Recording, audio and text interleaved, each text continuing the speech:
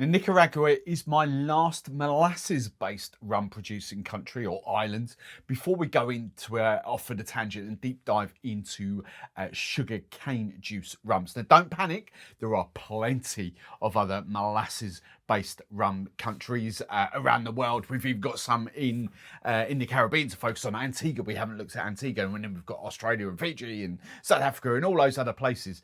But I think it's only right that we take a break for a couple of weeks and then we deep dive into cane juice month. Now, for this one, Nicaragua, I'll be honest, there isn't actually that much to tell you about Nicaraguan rum. There is one distillery and one brand, and that is Flor De Cana. Now, if you have seen other Nicaraguan rum, it will 100% have come from this distillery. However, the likes of, they do obviously make a lot more and sell it off to the likes of E&A Share, to Bristol Spirits, to multiple other bottlers, independent bottlers around the world. But inherently, it will have come from Flor De Cana, essentially. Now, as I've said in the previous couple of videos, my knowledge of these past few countries and islands has been little to sweet FA. So I've relied on a couple of blogs, but actually one person in particular for this, Match Petrick and his Caribbean, the book that he's just written. You saw it, it's in a couple of places. I want to emphasize the point on this because a couple of people have questioned some of the facts.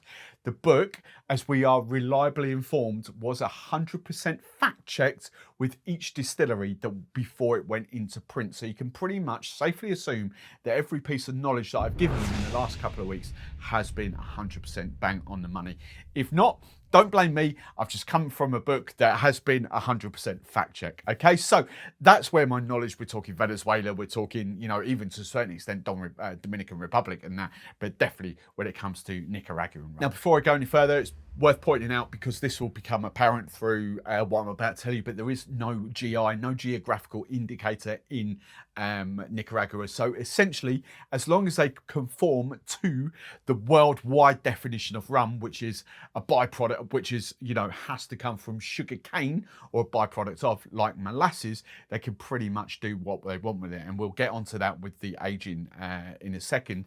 But they are a molasses producing rum from molasses. And while they do sometimes buy in sugar cane from other, and they're very minimal, most of the sugar cane that they actually use comes from Nicaragua. And we're talking like 99% of the sugar cane is from that. I have seen various bits where they've said they've bought in from maybe Guyana or maybe Costa Rica or something like that, but in the main it is Nicaraguan sugar cane. Now, when we talk about the fermentation before we get to distillation, again, there's a couple of things to tell you here. They do pasteurize the molasses, the wash, essentially before the fermentation, to get rid of all the wild yeast. So it's predominantly their own yeast strain that they've kind of used. However, they do ferment in open and closed tanks. They do have two kind of different ferments going on.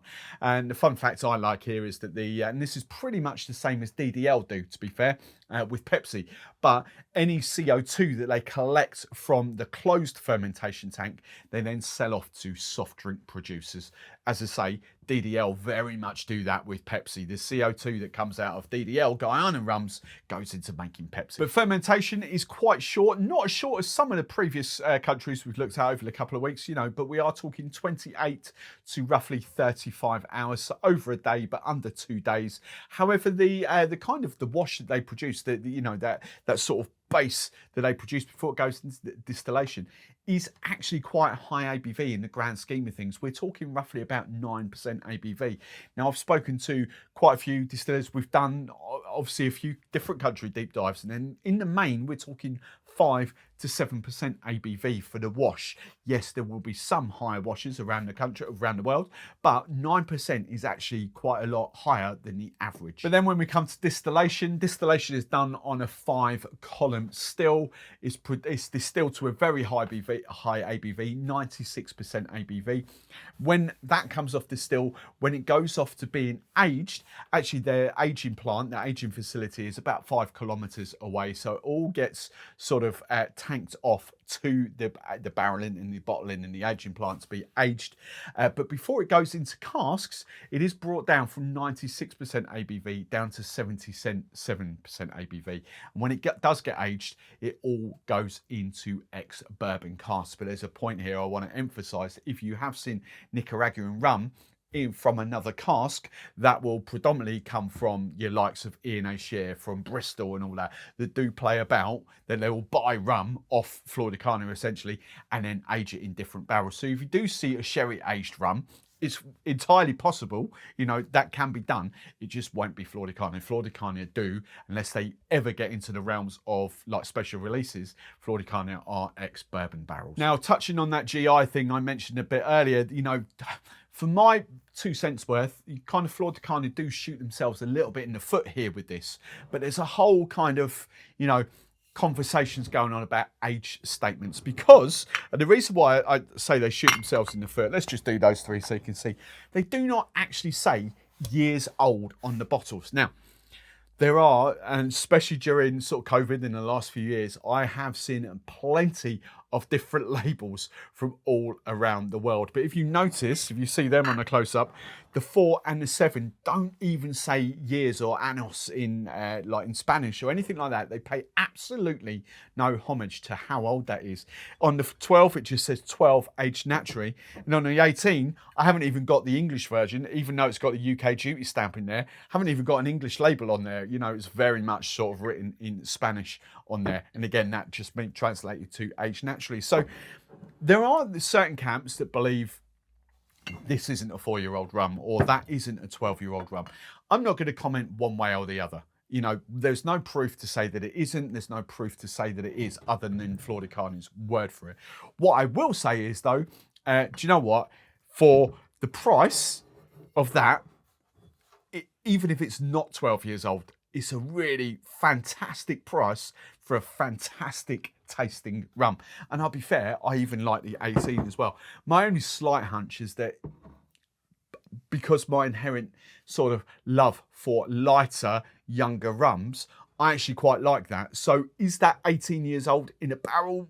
I don't know. You know, is that 12 years old? I don't know, but I really do like the taste of them, and I class them as a very accessible rum. But the only bit of factual knowledge we can have, and this is where, you know, people get confused. I've heard people sort of call this, you know, Solera aged and things like this.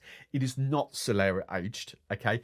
But what they do, and which is perfectly allowed and actually goes towards blending, nothing to do with Solera, is what they call consolidation.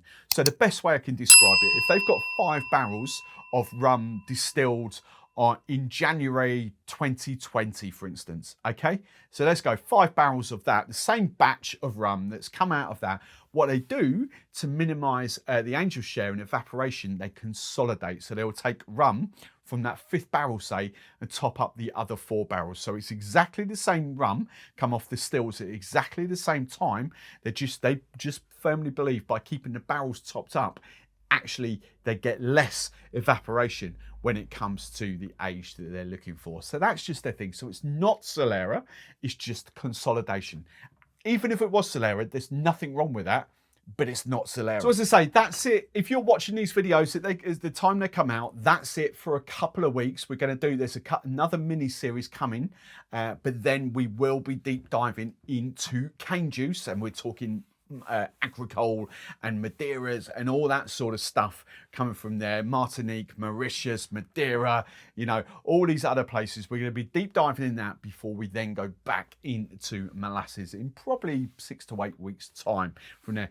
But if you're watching this further down the line, you know, 2024 or whatever, then do check out the playlist, because I have put these all methodically in a playlist for you to view.